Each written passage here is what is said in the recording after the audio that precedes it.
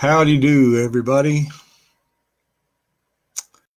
It is day 29 of National Poetry Month. I've been reading you a poem a day all this time. Every now and then a couple. And yesterday I read you my favorite poem. Now, alphabetically, the next poet to come would be my favorite poet. His name is James Wright.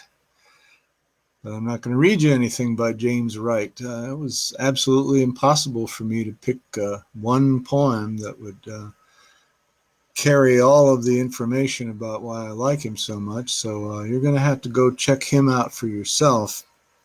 If you want to read everything he ever wrote, I don't have a problem with that. It's in a book called Above the River.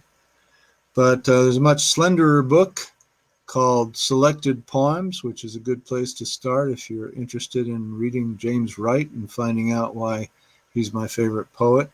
I think you'll agree that he is pretty wonderful and crazy and interesting. Today, the poem I'm going to read you today is the oldest poem that I have read to you this month, written in the early 1500s by Thomas Wyatt the Elder. Now, just call him Thomas Wyatt because I don't know anything about Thomas Wyatt the Younger. I assume there was one since his father is always called the Elder.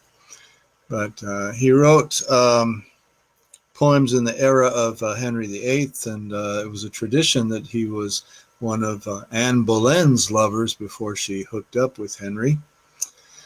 He has a poem where people are hunting a deer, which is wearing a collar engraved with jewels, which says, Noli me tangere, don't touch me, for Caesar's I am. He had a bit of a problem being in love with someone who was married to the King of England. I can understand that. And this poem, I think, is generally regarded to have also been written to her. And it seems very modern in its sort of bitterness toward an unfaithful ex-lover. Some language when he says that her arms are long and small. The word small means slender in this context.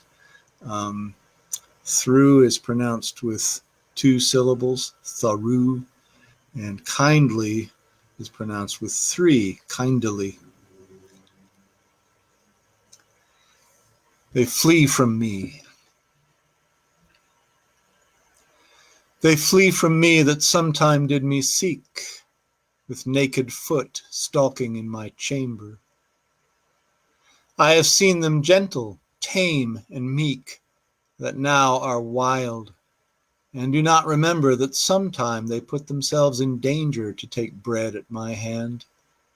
And now they range, busily seeking with a continual change. Thanked be fortune it hath been otherwise, 20 times better, but once in special, in thin array, after a pleasant guise, when her loose gown from her shoulders did fall, and she me caught in her arms long and small, and therewith all sweetly did me kiss, and softly said, Dear heart, how like you this? It was no dream, I lay broad waking, but all is turned through my gentleness into a strange fashion of forsaking. And I have leave to go of her goodness, and she also to use newfangleness. But since that I so kindly am served, I fain would know what she hath deserved. Probably not to have her head cut off. That seems a little extreme, but that is what happened. I will see you tomorrow with our last poem of the month. Please take care. Be safe until then. Bye-bye.